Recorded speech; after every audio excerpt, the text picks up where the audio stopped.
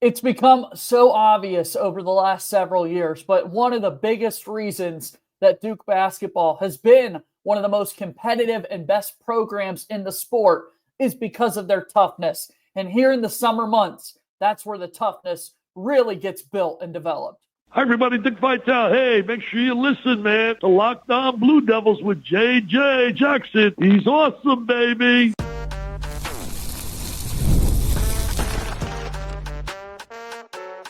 You are Locked On Blue Devils, your daily podcast on the Duke Blue Devils.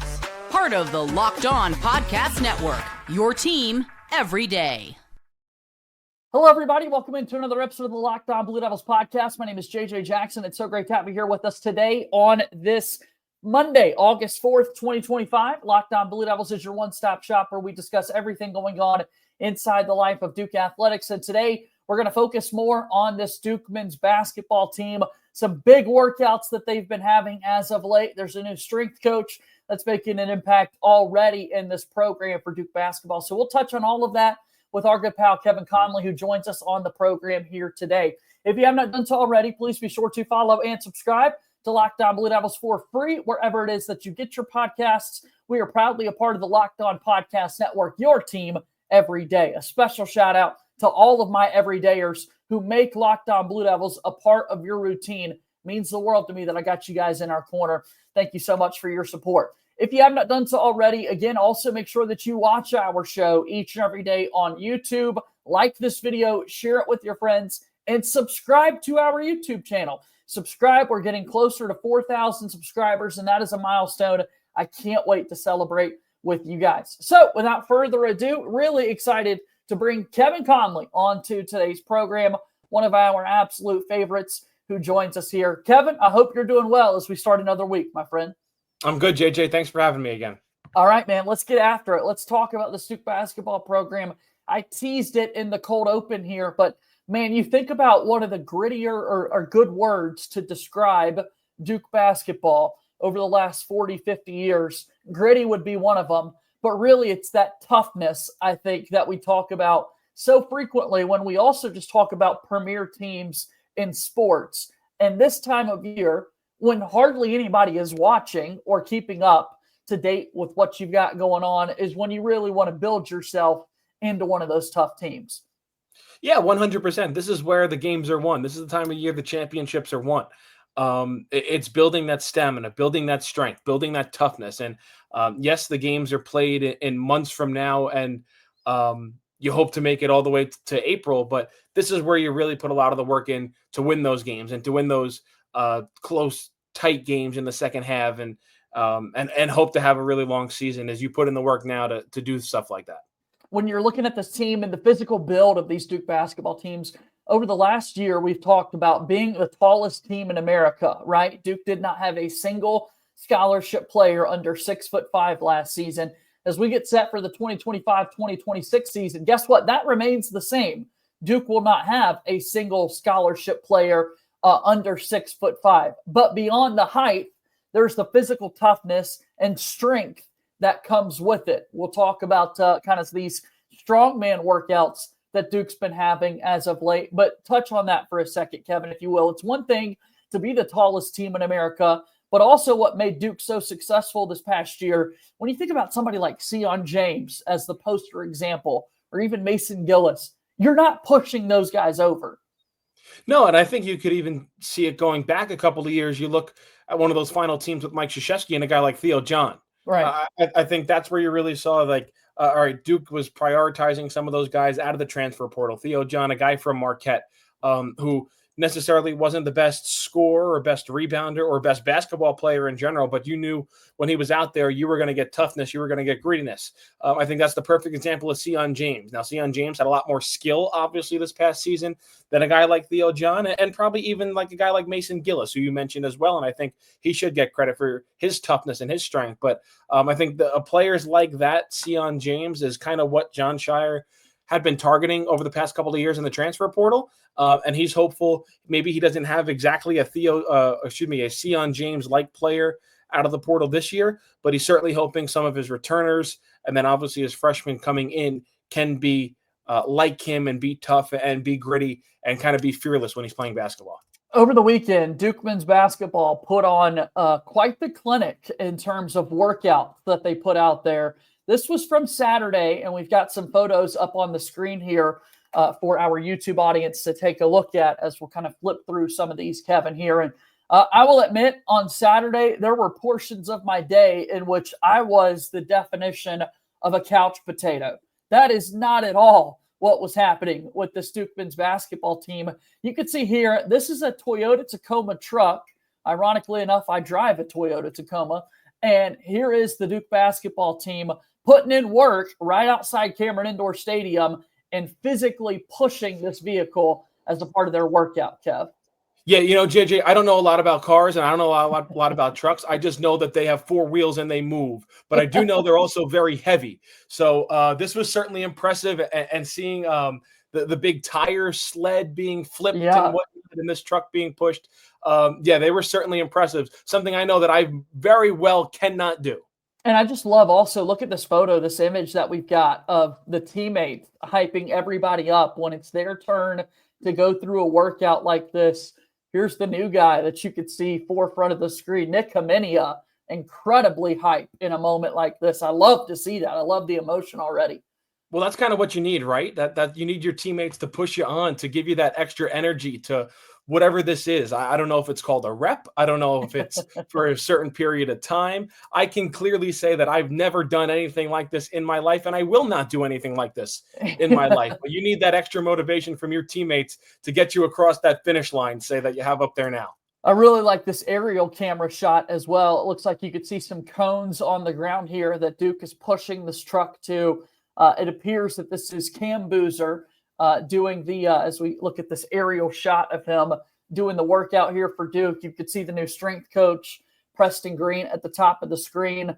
And step for step, all of these guys putting in the work, man, because, man, this is one of those workouts that, again, like I said, not many people were spending their Saturdays doing something like this. Well, I find it interesting. Like, okay, I don't know if is the car in park, is the car in neutral, like is someone in the car driving it just in case it might veer off course? Like, I would love that job, just to sit in the truck in case you might go off course, just steer it a little bit to the right or the left, and then you just go for a little bit of a joyride for about 25 feet.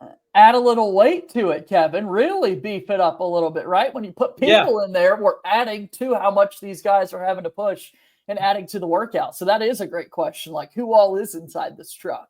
Yeah, 100%. A question we might never get an answer to. As we look at some of the other things that Duke put out over the weekend and just talking about the physical maturation of so many of these guys. Some of these guys are freshmen, so we haven't seen them in college basketball, but someone we have is Isaiah Evans. And people are talking often about the physical maturation of Evans and what he needs to do to really improve his body as he becomes a potential NBA player at some point. Here's a big workout from over the weekend, carrying the heavy bags. And, he's got the nickname Slim. His physique will probably always be slim in some regard, but he's bulking up as well. And I'm really excited to see what he truly looks like come November when the season gets started. Well, JJ, this is kind of something we talked about. I think it was last week when we were discussing that quick 5-on-5 highlight package that Duke put out on YouTube. And one of my biggest takeaways from it was Isaiah Evans. You could see him filling out a little bit. You can see him getting stronger. You could see that he had been spending a lot of time in the weight room. And maybe he was doing this, lifting these types of weights, pulling or pushing these types of trucks and flipping these kinds of tires. Maybe this was all part of his off-season regimen and he's really getting the flow of it now. But I agree with you. You can start to see him starting to really fill out and get stronger. And he's poised for a really big sophomore season. It's big time for Duke basketball. If they've got Isaiah Evans playing good basketball and filling out physically, that's going to be big for the Blue Devils going into the next season. Also, what's big for them is that Duke's got a new strength and conditioning coach. Will Stevens retires after 27 years with Duke basketball. And now the new guy comes in. It's Preston Greene. I can't wait to give you the 411 on Preston Greene and what he means to the Duke basketball program here in just a moment. Locked On Blue Devils here today, brought to you by our friends over at 5 Hour Energy. It's time to fuel up and turn it up with 5 Hour Energy Transfusion. It brings the bold, grape, ginger, and lime flavor of your favorite golf drink, minus the alcohol, into a quick, energizing shot. Whether you're sinking birdies or just making memories with friends, this one's a hole-in-one of your energy game. Let's be honest, some days on the course or off of it, you just need that extra boost to stay sharp and energized. That's where 5 Hour Energy can come in. If you go to 5hourenergy.com today, that's the number 5hourenergy.com. You can use my promo code LOCKEDONGOLF to receive 20% off your order.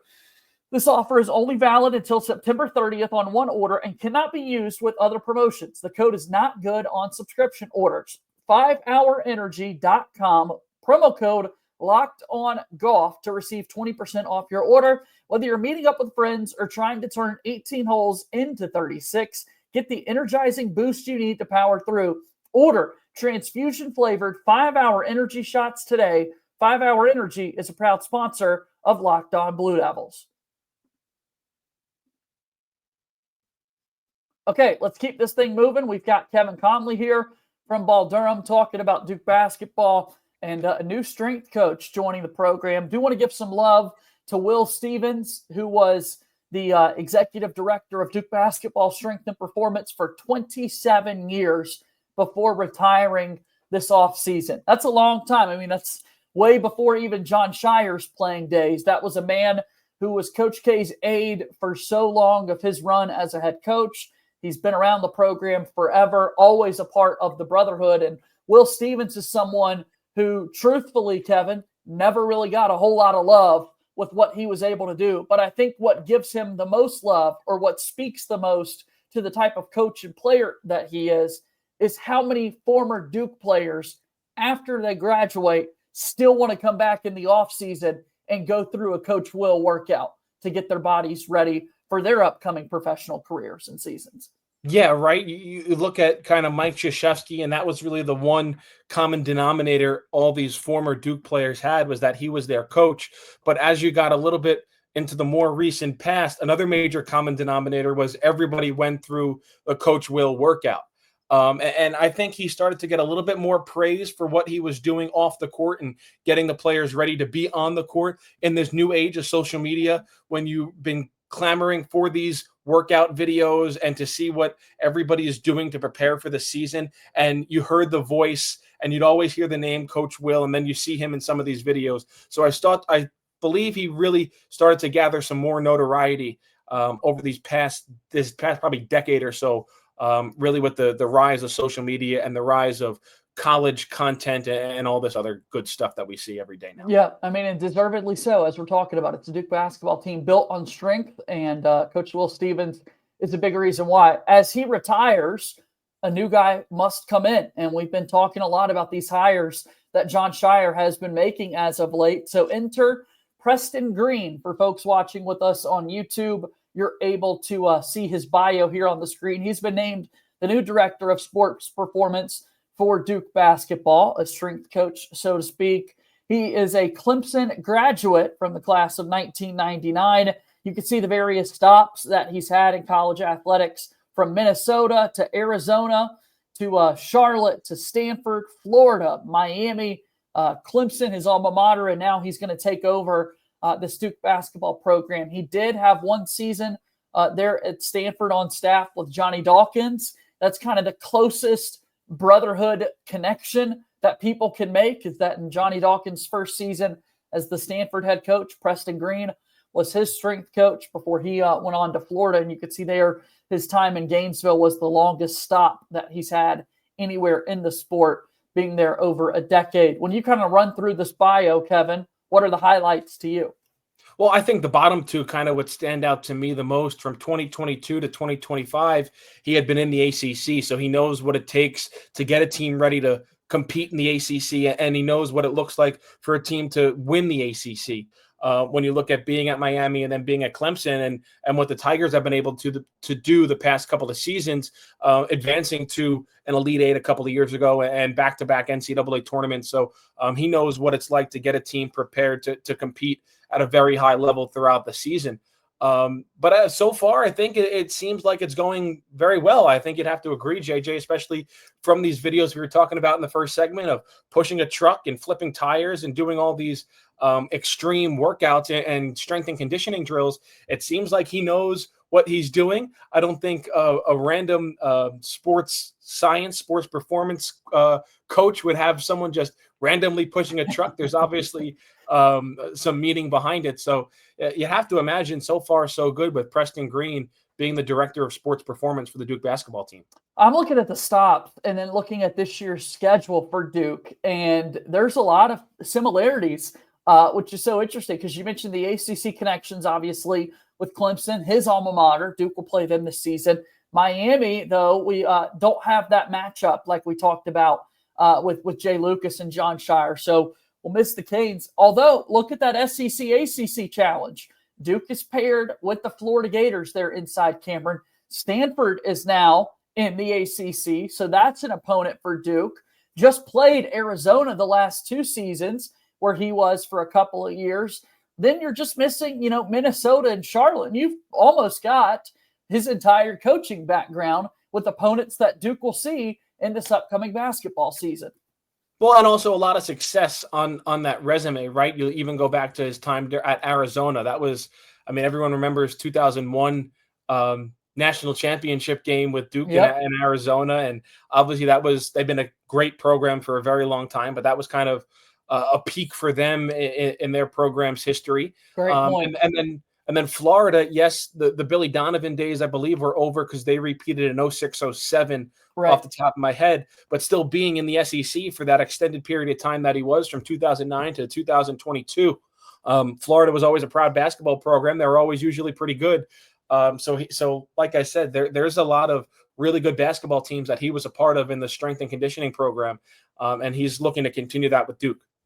Hopefully Duke's got a big season ahead, and Preston Greene is a big reason why. Again, we get to the portion of the seasons, Kevin, where we don't talk as much about the strength and conditioning coach because it's nowadays, it's the off season where it means so much that your players are getting into shape, they're building strength, they're adding muscles, and that becomes the big thing we talk about as the season starts. Physically, I think we agree this starts with Isaiah Evans bulking up and being ready. Caleb Foster certainly going to have a much larger workload, and a lot of people have been pointing out the internet seems to be making these Caleb Foster, Steon James comparisons even with how much bigger CFOS looks already. Well, he had a front row view to what Steon James was doing all last offseason, so maybe trying to replicate that himself and really learning from afar from Steon James, who coming into Duke, I think he was highly regarded just as a worker, a player, and off the court. But you really got to know the person of Steon James over the last year when he was at Duke. And hopefully Caleb Foster was able to pick up some tidbits of what his routine was like and trying to emulate that. And kind of what I said, JJ, at the top of this podcast, games and championships are won in the summer and in the fall. They're not necessarily won in the spring, or in the winter. Yes, the games are played in the winter, but you do all the work so you're ready for the winter this time of year. And you can see that's what Duke's doing now. We are set for a big Duke basketball season, and we're also set for an opportunity this week to see a little bit more from this Duke basketball team, have more thoughts about what they look like going into the upcoming season. Again, this is a month in which we'll see Duke football play a game, which means we're a lot closer to Duke basketball season getting started as well. We continue our conversation here in just a moment on today's episode of Locked On Blue Devils. Locked On Blue Devils brought to you by our friends over at Game Time. We've all been there, logging on early and waiting forever for concert tickets to go on sale, only to lose your spot for a show you've been dying to see. Live music should be about making memories, not dealing with the stress of ticket shopping. That's where Game Time comes in.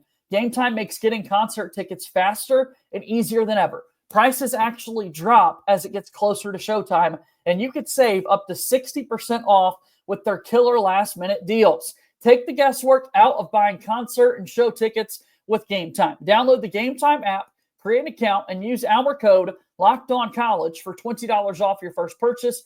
Terms apply. Once again, create an account and redeem code LOCKEDONCollege, LOCKEDONCOLLEGE for $20 off. concert tickets, baseball games right now throughout the summer, all the sporting events you can think of over at Game Time. Download the Game Time app today. Last-minute tickets, lowest price guaranteed. Game Time is a proud sponsor of Locked On Blue Devils. All right, my man Kevin Connelly's here with me today talking about Duke basketball and the upcoming season for the Blue Devils. As we're getting closer now, the calendar is turned to August, and we can kind of celebrate hoops being right around the corner. The NCAA made some news this morning to open up our week, Kevin, where we now see this upcoming year officially will feature a March Madness tournament with 68 teams. A lot of people were curious if expansion would take place. It was thought about boosting the number of teams in the tournament to 76. A lot of people seem to be in favor of this. Also, a lot very opposed to it, kind of split down the middle. What did you think of the news this morning? Well, I'm a fan of it, JJ. I'm a fan of keeping it at 68 teams. I don't want to award mediocrity. You can kind of go down the list of should this team have been in. Obviously, there was a lot of conversation about North Carolina this past season. And I'm not picking on North Carolina because I'm on a Duke podcast with you here today, and they're their rivals. But there was a lot of controversy that North Carolina got in. Yeah, they just happened to be the last team in. Yeah, exactly. And a lot of people had them on the outside looking in hours and minutes before Selection Sunday. So, or should teams that were worse than North Carolina, why do they this past season, why do they deserve to be in the NCAA tournament? So I am a fan of the current format at 68 teams. I think it's great. I think having those other first four games, mostly, I shouldn't say mostly a power conference teams because it feels like that's what it is, but having those other first four games of more notable teams on the bubble teams, I think that's really good. But I do have the sense and the feeling that it is inevitable that the NCAA tournament is going to expand. I just hope that it expands in a way that does not hurt mid-majors, because I feel like mid-majors on the bubble could get hurt with expansion. And I also have want the mid-major automatic qualifiers not to get hurt. I don't want those MAC conference winners and these mid-major Patriot League and all that stuff. I like that are get into the tournament as those 10 seeds, the 11 seeds. I don't want them having to play first four games. Now, I know the other side of the conversation will be, well, it's good for the conference if they win that game and then they get a share and then they get X amount of money from the tournament. Yeah, but those teams deserve to be in the main field. They won their conference tournament. I just really hope if and when the tournament expands, those teams aren't hurt to get more very mediocre to below average power conference teams in the main draw.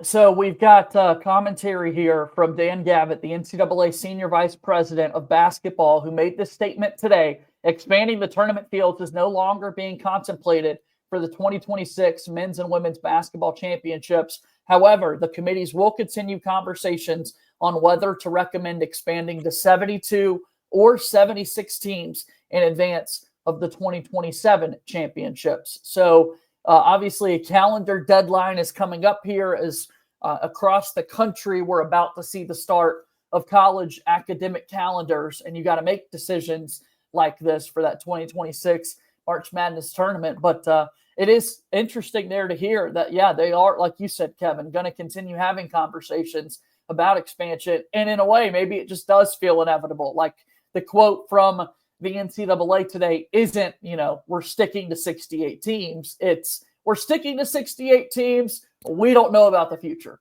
Yeah, they're just kicking the can down the road a year, and they're going to reconvene probably throughout this season at some point into the off season. And then next June, July, and August, you'll get another decision on 2027. So like I said, it does feel inevitable. I'm glad it's still at 68 for this upcoming season. But we'll have to just wait and see what the NCAA and the NCAA tournament are going to decide to do, because I'd have to imagine a lot of it's going to be based on money with advertisement and TV deals and the long laundry list of that TV and money control college sports. Sure. All right. So tomorrow we've got Duke basketball that's going to host their first glimpse of the 2025-2026 season with an open practice. Admission is free at Cameron for the first 5,000 spectators, with doors opening at 5 p.m. Eastern. Practice scheduled to begin at 5:30 p.m. Cool thing here from Duke, Kevin, to let folks in the building and get a chance to see this team work out. I know a lot of people are curious about what exactly you'll be able to see at an event like this. We're still so far away removed from the season, though, that I think Duke's going to show a thing or two, right, about what this team looks like, what the roster is shaping up to be. I think what's going to be most notable and interesting for people around the program is, who's practicing, who appears to be still recovering from injuries and that sort of thing. And we'll probably get some pictures and photos and whatnot coming out from fans at this event. Yeah, I would not expect to see Malik Brown. He's still recovering from surgery after dislocating his shoulder twice. I still don't believe he's cleared for contact. That might come later in the month, but I would expect to see players go through drills, and I would expect to see some 5-on-5 or 4-on-4 scrimmaging for those who are able to attend. But yeah, I'm certainly excited to see the reports, the quotes, and some of the videos that surely will come out from Cameron Indoor tomorrow night. I can't wait. We're going to be on top of it. We'll certainly be discussing it throughout the week, also getting set for, like we said, the upcoming football season. I know that you've got plenty of coverage as well, Kevin, over at Ball Durham. Tell us a little bit about that and how people can get plugged in. Yeah, come read us every single day over at balldurham.com. We got great Duke content for you every single day. So, again, that's balldurham.com. Kevin, thanks for the time. We'll do it again soon, okay? Appreciate it, JJ. Thanks. All right, that's Kevin Connelly joining us here on today's episode of Locked on Blue Devils. Thanks so much for your support each and every day. Be sure to leave us a 5-star rating and written review, particularly there on the Apple Podcast platform. The algorithms love those written reviews, and I do too. I'll give you a 5-star Friday shout-out if you leave us one of those. Subscribe to our YouTube channel. We're getting closer to 4,000 subscribers on YouTube, and I can't wait to celebrate that milestone with all of you guys. As always, go Duke. I'll talk to you tomorrow. My name is JJ Jackson. Thank you and good day.